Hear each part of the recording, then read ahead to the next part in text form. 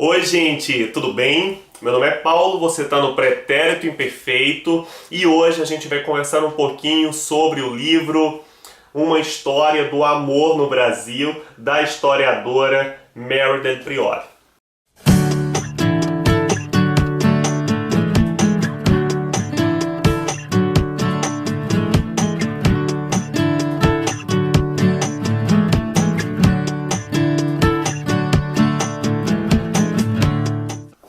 Bem, pessoal, eu li esse livro, vocês percebem, ele já está um pouco velhinho, em 2008 pela primeira vez. Então eu fazia o terceiro ano do ensino médio, vi esse livro e comprei. Foi a primeira compra que eu fiz na internet, lembro bem. Aqui a data é 5 de abril de 2008.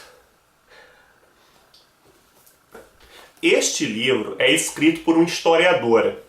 A Mary Del Priore, ela fez doutorado na França, foi professora da Universidade de São Paulo por muitos anos e procura sempre nos seus livros trazer uma história dos costumes, dos hábitos cotidianos, uma história do dia a dia, uma história de como as pessoas viviam naquela época. E isso é muito bem arquitetado com a sua escrita. Se você não faz parte, por exemplo, da academia, você lê os livros dela tranquilamente. Inclusive, ela passeia por uma grande variedade de temas. A Mary Del Priore, ela já organizou livros como História das Mulheres no Brasil, História das Crianças no Brasil, ambos, assim como este, publicado pela editora Contexto. Ela também vem atualmente se debruçando num projeto chamado História da Gente Brasileira, que é aí um projeto da editora Leia, e ela já publicou o volume referente ao Brasil colonial, referente ao Brasil império. Até onde eu sei são esses, não tenho conhecimento de outros. Pois bem, este livro, ele percorre todo o tempo da história do Brasil, né? Todo aí, entre aspas, porque ele vai de 1500 até hoje. Há uma lacuna aqui porque não trata praticamente aí da questão indígena, né? Não trata aí do amor entre os índios. Amor, é claro, que eu estou trazendo um conceito que talvez nem existisse entre eles, né? O amor tratado, havia, é claro, relações afetivas, mas talvez não com esse nome, e isso se dá pela ausência de registros escritos naquele momento. E também aqui pouco se fala do amor entre os escravos. Certamente, né, há uma dificuldade de fontes, mas essa ausência se faz sentir. Sobretudo porque às vezes é dado mais destaque ao modelo burguês, que, é claro, ganhou mais registro, né? Há mais fontes sobre esse público, digamos assim. Falar do amor no Brasil é falar também de corpos, né? Falar do amor de modo geral é falar de corpo, porque o amor ele se materializa no corpo, ele ganha sentido no corpo, é o corpo que experiencia o amor, mas esse amor nos chega também através da linguagem, né? A linguagem são os discursos, com as suas várias regras, com os seus modos de nos tocar, com o modo como nos identificamos com textos, com imagens, que ensinam, por exemplo, o que é amor, o que é amar, o que deve ser visto como uma busca amorosa. E é claro que hoje a gente vive um campo amoroso muito diferente do que os nossos avós viveram, né? A segunda metade do século XX é fundamental nesse processo. Por quê? Porque nós temos ali pílula do dia seguinte, o movimento feminista passa a discutir cada vez mais o aborto. Aliás, esse movimento feminista ele é extremamente importante, o movimento feminista ali dos anos 70, porque as mulheres elas passam a ter direito pelo seu corpo, elas passam a advogar o direito de ser dona do próprio corpo, e não o marido, entende? E é também por este período que vai se instituir o divórcio no Brasil, enfrentando, é claro, muitas resistências. Isso se dá em 1977. Aqui, a Mary Del Priore começa falando do amor no tempo do Brasil colônia. Inclusive, o amor que ela está falando aqui, né, é aquele amor eros, digamos assim, aquele amor que junta duas pessoas afetivamente, na troca de carícias e tudo mais. Este é o amor que ela está tratando, é importante que se diga, né, porque há várias formas de amar, vários tipos de amor, enfim. Então ela começa aqui falando, né, do Brasil colonial, de um momento em que o amor era prescrito pelos códigos datados pela Igreja Católica, por dicas que vinham de dicas de comportamento, né, padrões morais, especificamente falando, que vinham da metrópole e que se distribuíam por aqui das mais intensas formas. Naquele momento, para a Igreja Católica, o amor não era muito essa afetividade pelo outro. Se você quisesse casar naquela época, por exemplo, valia ouvir o que tem a dizer o padre Manuel Bernardes. Ele costumava dizer o seguinte: casem primeiro as idades, as condições, as saúdes e as qualidades. Então casarão bem as pessoas. Percebe-se aí que é um enquadramento etário, um enquadramento social, que amar não é entregar-se ao outro, mas antes responder a uma série de normas sociais. E se você fosse mulher, especialmente, a idade estava avançando e o rapaz não aparecia, valia recorrer a São João, que já na época era considerado santo casamenteiro. E você, então, se debruçava naquela oração dizendo: dai-me noivo, São João, dai-me noivo, que quero me casar. Porque o casamento era um dos sentidos da vida das pessoas naquele momento. E que casamento é este? É um casamento que, segundo dita a Igreja Católica, tem como fim a procriação. É um casamento que a função é basicamente essa. Mas não era só a igreja que viu o casamento como ato de procriação e também um combate à infidelidade. A literatura e os manuais de casamento que circulavam na época também pensavam dessa forma e difundiam esse modelo. Inclusive, esse casamento, né, era muitas vezes arranjado, se a gente está falando ali daquelas pessoas que têm mais condições. Era muitas vezes para juntar projetos de vida com uma perspectiva socioeconômica muito próxima.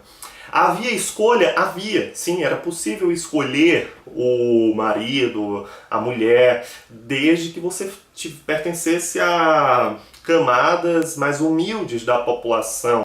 E se casamento se dava por interesse, se dava também pelo acordo entre pais. Não era à toa que a idade de casamento entre as meninas, entre as mulheres, eram baixíssimas. Mulheres, meninas, né? Vou insistir nesse termo, casavam-se com 12 anos de idade. Inclusive é o caso de uma menina chamada Escolástica Garcia, justamente Escolástica Garcia, o nome é feio mesmo, que casou com 9 anos de idade, entrou com um processo de divórcio, onde consta que jamais o matrimônio foi consumado. Pois é, gente, é bem triste, né? Então a Mary, ela vai também visitar um pouco das concepções de amor no Velho Mundo. E esse movimento é interessante no livro porque nós éramos uma colônia, né? Então, assim, o que vinha de preceitos, de códigos para guiar as nossas vidas era trazido de lá. Sobretudo porque no Brasil colônia não havia imprensa no Brasil, né? A imprensa vem no Império. E é justamente no Império que nós vamos ver as relações amorosas se desenvolverem especialmente a partir das missas. O grande acontecimento da semana para as famílias era a missa dominical. Era ali que, diante da vigilância da família, olhares falavam. Olhares, por exemplo, explicitavam interesses. E ao final da missa, mulheres, pasmem, poderiam mandar recados por suas escravas, marcando dia e lugar do encontro. É também nesse momento que vai aparecer os moleques de recado, que, como o próprio nome diz, tinham essa função. Mandar recados aí, proporcionando encontros entre os enamorados. Por outro lado, a gente está falando de um Brasil com extensão territorial vastíssima e, evidentemente, com diferenças de costumes muito significativas de uma região para outra. Quando a gente pensa no Nordeste Imperial, por exemplo, o modelo patriarcal ele é extremamente forte. Naquele momento, procurar por uma moça para casar era procurar por uma moça que fosse dona de terras, branca, tivesse escravos. Essa era a moça interessante da época. E havia a preocupação com a miscigenação. Avós não deixavam de perguntar às suas netas: minha filha, ele é branco? E ali no Brasil Imperial, as filhas mais velhas deveriam casar primeiro, seguida das mais jovens. E durante todo o tempo ali do namoro, do noivado, contatos físicos deveriam ser evitados, porque evitariam também, desse modo, contatos sexuais, uma vez que a virgindade era a condição, talvez, principal, aliás, vamos falar, era uma das principais condições do matrimônio. Houve também corajosos que, sem apoio da família, fugiram, né? Moças que foram raptadas aí. Inclusive é comum em jornais de meados do século XIX vários casos de rapto de donzelas. E nesse momento, né, haviam também aquelas mulheres que traíam seus maridos, evidentemente, e neste caso elas poderiam ser assassinadas e o crime era perdoado. É também no século XIX que, talvez graças à imprensa, né, passa a circular livros um tanto curiosos. Livros que, como a Mary Del Priore vai dizer aqui, eram para ser lidos apenas com uma mão, porque a outra mão estava muito ocupada em uma determinada parte do corpo, se é que vocês me entendem. E é também nesse momento, né, que os amores entre pessoas do mesmo sexo vai ser também punido, digamos assim, né? A homossexualidade era um termo que nem circulava no Brasil, né? Isso é um conceito do final do século XIX na Europa, mas enfim, essa prática sodomita, ela era extremamente proibida e na época deixava de ser pecado e passava a ser uma doença esta que merecia ser tratada. Inclusive, quando a literatura vai registrar esses amores, como no caso de um livro que ficou clássico no final do século XIX, que foi O Bom Crioulo, de Adolphe Caminha, vai, através da literatura, mostrar que essas relações merecem um fim trágico. Não é possível tentar outro final, não é possível um final feliz. São relações condenadas a não dar certo. O século XX, né, a mudança do Império para a República, traz aquela ideia de modernização. Tudo mudava, as coisas mudavam, né? Mas a relação homem-mulher no começo do século XX não mudava tanto. O divórcio continuava sendo uma coisa proibida, um mal que assolava o casamento e que só deveria ser permitido em casos extremos e após várias leituras do processo. Por aquela época, a mulher, o ideal de mulher ainda era a mulher dona de casa, mãe de família. Mas que ideal de mulher é esse? É o ideal de mulher burguês. Os homens procuravam mulheres para se casar que atendessem a esse perfil, mas aquelas pessoas que tinham determinada condição, o que não era a maioria da população no Brasil, como no caso das mulheres operárias, que viviam em fábricas, em longas jornadas de trabalho, sofrendo constante assédio e abuso dos seus patrões. Inclusive, nesse momento, o livro deixa a desejar, porque essas mulheres operárias são rapidamente tratadas no livro e as suas relações amorosas, como se desenvolviam, como isso se dava, praticamente deixa a desejar. Fala-se mais das mulheres operárias em si do que das mulheres operárias na relação com o propósito do livro, que é aí da história do amor. E as mulheres também se modificam a partir das novelas de rádio, que traziam histórias de amores impossíveis. Minha avó, inclusive, que hoje tem 85 anos de idade, se reporta aqui, um caso que aconteceu no interior da Paraíba, quando foi apresentada ao rádio. E um dos rapazes que estava com ela, né, um conhecido, disse: "Mas, Zuleide, como é que cabe uma pessoa aí dentro?" Para vocês verem, né? Tudo hoje parece muito simples, mas na época não era assim. E também a chegada do cinema, aqueles olhares intensos, aqueles beijos um tanto longos, vai fazer sonhar muitas mulheres para o casamento.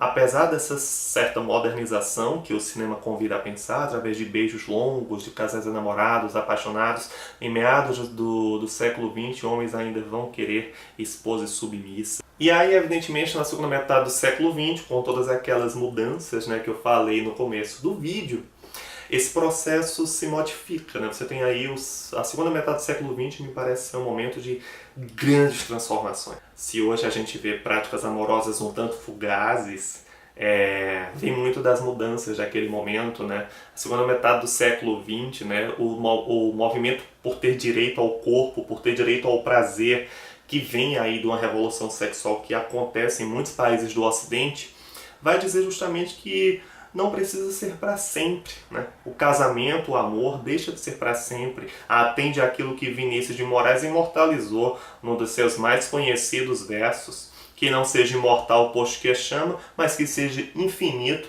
enquanto dure. E hoje parece que se vê cada vez mais isso, né? Em tempos de aplicativos para namoro e tudo mais. Onde é que está o amor? Que amor é esse que se perdeu? Será que o amor se perdeu? Não, não. Eu acredito que o amor se ressignificou. Como nós mudamos a todo momento, o amor também mudou. No Brasil do século XIX, o amor não era mais como era no Brasil colonial. E no Brasil do século XX, não era mais como foi anteriormente.